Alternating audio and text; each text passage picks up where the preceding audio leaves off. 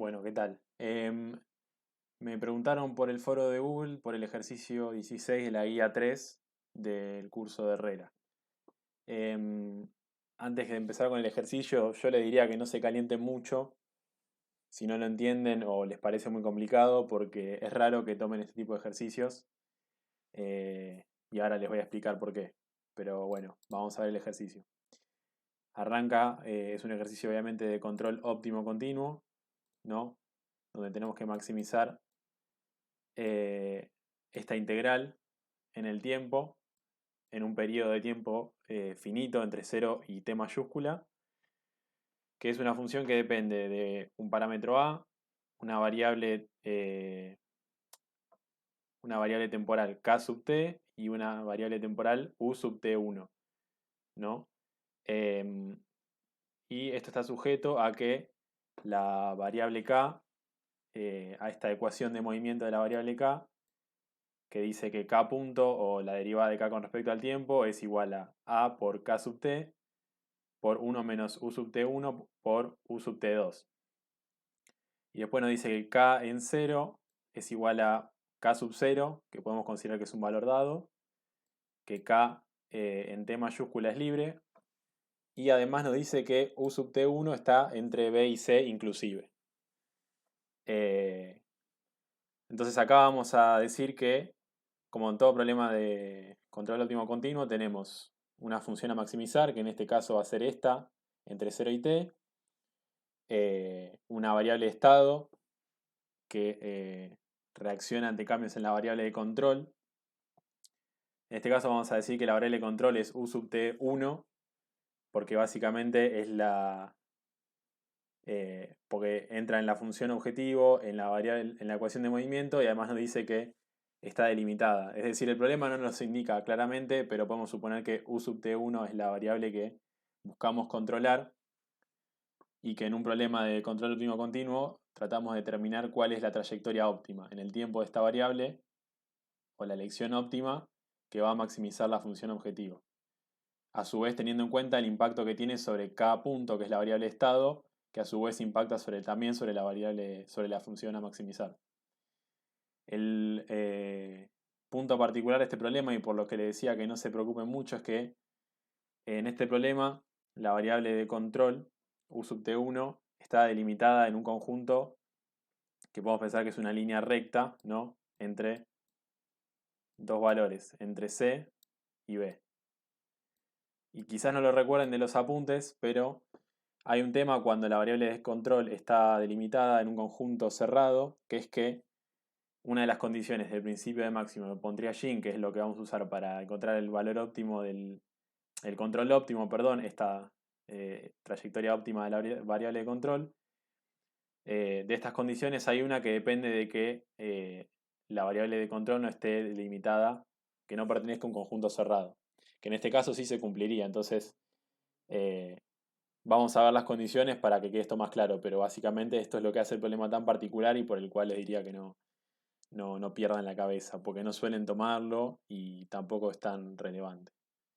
O por lo menos cuando yo cursaba no lo solían tomar.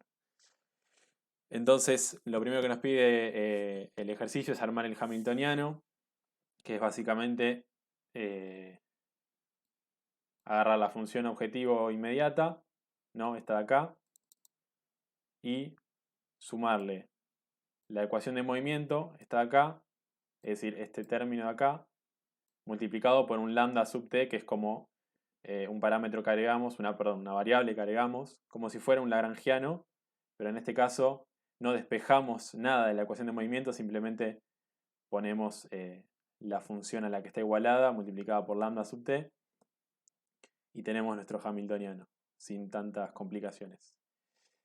Luego en B nos piden plantear las condiciones del principio de máximo. Si no me equivoco, no tengo la consigna eh, exactamente en la cabeza.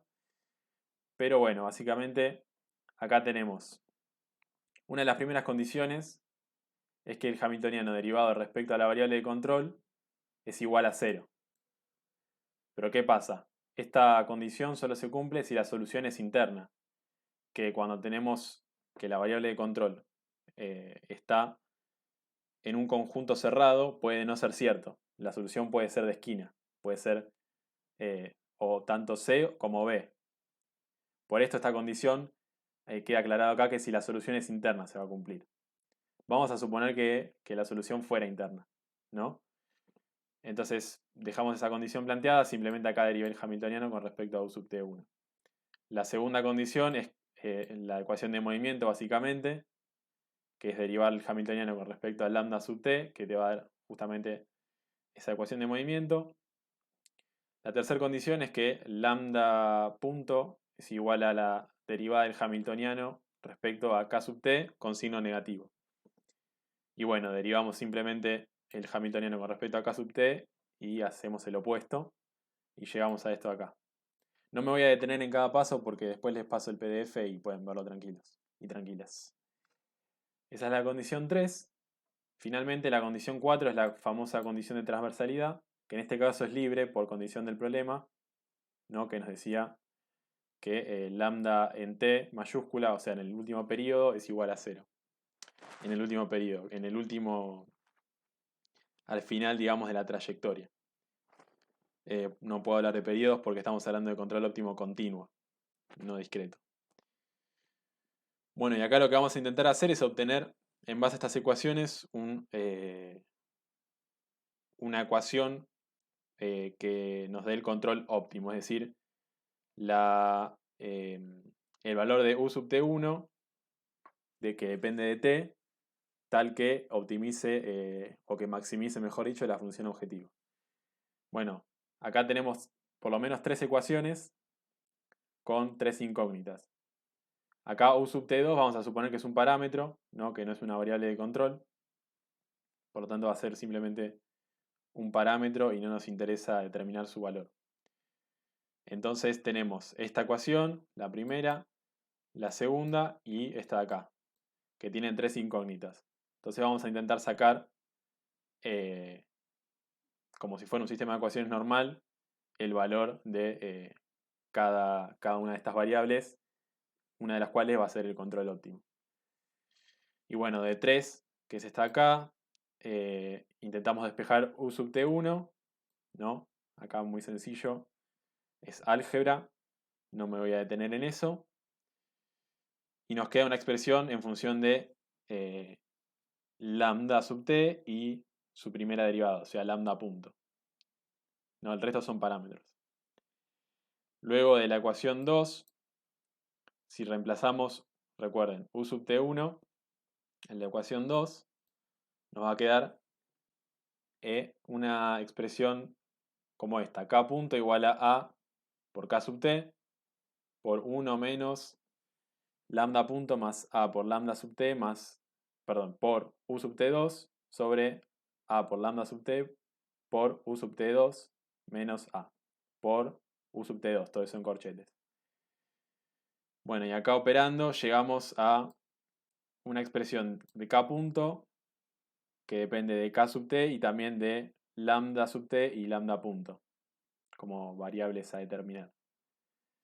Si en 1, acá lo que vamos a tratar de hacer es encontrar una expresión de lambda para que nos quede solo una expresión en función de k sub t. Y lo que hacemos es plantear desde la condición 1, está acá, vamos a despejar lambda. Y bueno, operando vamos a llegar a que lambda sub t es igual a por k sub t sobre a por k sub t sobre u sub t, u t sub 2. Perdón, u sub t2. Es un trabalenguas. Y eso finalmente da que lambda sub t es igual a 1 sobre u sub t2. No, esto de acá. Entonces, si lo reemplazamos en 5, que era lo que habíamos encontrado acá, nos va a quedar una cosa así. Pero de inmediato salta un problema, porque nos queda que u sub t2 sobre u sub t2 menos 1 en el denominador, y esto u sub t2 sobre u sub t2 va a ser 1, menos 1 va a dar 0, entonces nos va a quedar una división por 0, con lo cual es un absurdo, no tiene nada de sentido. Así que descartamos esta vía porque, recuerden, si bien podría ser que la solución sea interior, sabemos que si no se cumplía la condición de que la variable de control no estaba delimitada en un conjunto cerrado, entonces puede ser que la solución sea de esquina. Y acá lo que sucede es que no podemos obtener una solución, justamente nos llevamos a un resultado absurdo. Entonces vamos a suponer que la solución es de esquina. Y acá lo que cambia es que si tenemos esa condición sobre la variable de control, tenemos partiendo del hamiltoniano nuevamente, esto acá lo puse para recordar de vuelta cuál era el hamiltoniano, la condición 1, vamos a llamar la condición 1 bis, acá no lo puse, va a ser que el hamiltoniano valuado en la variable de control óptima o en la trayectoria óptima de la variable de control tiene que ser siempre mayor o igual que si no estuviera evaluado en el valor óptimo. Para todo t en el intervalo que estamos considerando, entre 0 y t, mayúscula.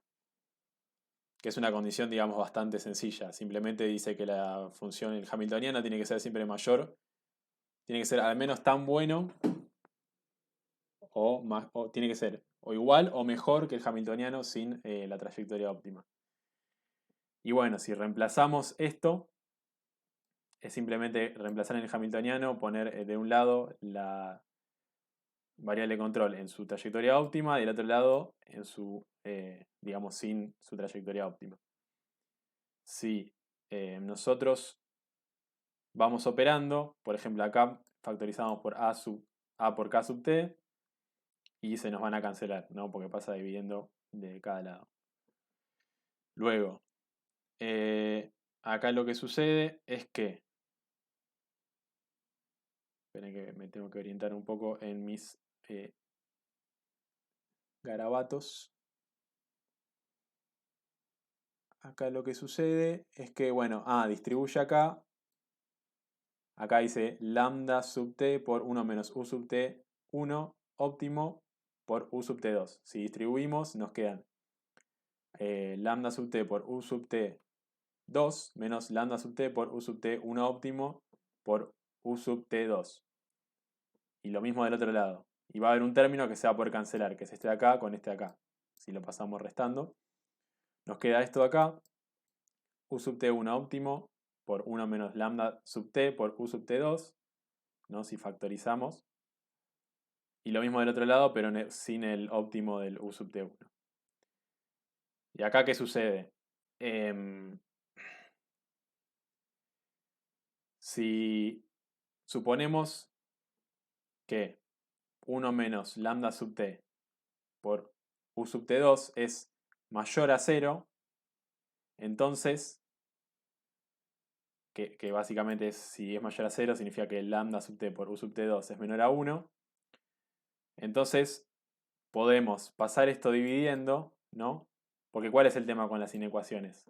Que no sabemos que si pasamos algo dividiendo o multiplicando y es un número negativo, se invierte el signo de la inecuación. Y como acá no sabemos cuáles son los valores, vamos a suponer qué pasa en cada caso. Entonces, suponiendo que este término fuera positivo y lo pasamos dividiendo, nos va a quedar esta condición, que la variable de control óptima va a ser mayor o igual que la variable de control no óptima, digamos, y acá falta agregar para todo t, perteneciente al conjunto que estamos maximizando entre 0 y t mayúscula, ¿no? Que era lo que estaba al comienzo de lo que analizábamos acá. Y básicamente dice que la variable de control siempre tiene que ser lo más grande posible, ¿no? Y como la variable de control está delimitada entre c y b es el valor más alto, entonces se desprende que la variable de control siempre tiene que ser igual a b, ¿no? Es el valor más alto, entonces en cada punto del tiempo tiene que ser b. Si por el contrario suponemos que este término, ¿no? Que lo voy a hacer con rojo para que quede más claro, si suponemos que este término es menor a 0, o sea que esto es negativo, y lo pasamos dividiendo, se nos va a invertir la inecuación. Justamente sucede esto. Entonces nos queda que la variable de control óptima siempre va a ser menor o igual que la variable eh, sin, digamos, no, o subóptima. Entonces nos va a dar que justamente la variable de control asume el valor del rango inferior, o sea, C. Recuerden, estábamos viendo que la variable de control estaba delimitada entre C y B, y C es el valor más chico que puede asumir, entonces, básicamente, si asume el valor C, se va a cumplir esta condición, porque todos los demás valores son más grandes o iguales, ¿no? En realidad más grandes. Bueno, y finalmente, el punto D, eh, a ver, recapitulando, digamos esto, lo que significa es que tenemos dos valores dependiendo de qué valor justamente tenga esta expresión, ¿no? Si lambda sub t por u sub t2 es mayor o menor a 1, vamos a tener dos valores distintos de la variable de control. O sea, vamos a tener soluciones de esquina. Bueno, y finalmente el punto D nos pide hallar, que acá no lo falta la consigna, pero la pueden ver después, es que hallar la solución homogénea de lambda, o sea, lambda en función del tiempo homogénea, la solución homogénea. Si suponemos el caso donde la variable de control es b, entonces reemplazando en 3, acá la calidad está muy mal, no se ve casi nada. Si reemplazamos en la ecuación 3 del principio de máximo de Pontryagin, que nos daba que lambda punto es igual a lambda sub t por a, perdón, vamos a buscarla porque ahí ya reemplacé los valores, está acá, lambda sub t por a por u sub t1 por u sub t2 menos a por u sub t1 menos lambda sub t por a por u sub t2. Reemplazamos los valores de u sub t1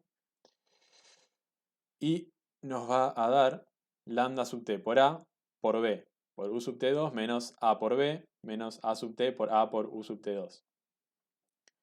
Y acá lo que tenemos, si lo miramos bien y factorizamos, ¿no?, respecto al lambda sub t, es que tenemos una ecuación diferencial lineal de primer orden, ¿no? Porque tenemos la derivada primera y lambda sub t. Entonces, bueno, simplemente resolvemos, como siempre, las ecuaciones diferenciales lineales. Y tenemos la solución homogénea, que es lo que queremos hallar. Bueno, simplemente hallamos la ecuación característica, acá no lo puse, pero ecuación característica, perdonen, pero se complica mucho escribir. Y bueno, tenemos que R menos el coeficiente que acompaña lambda sub t es igual a 0. No, acá borramos de lleno este término independiente. Y nos queda que la raíz va a ser esto, a por b por u sub t2 menos a por u sub t2.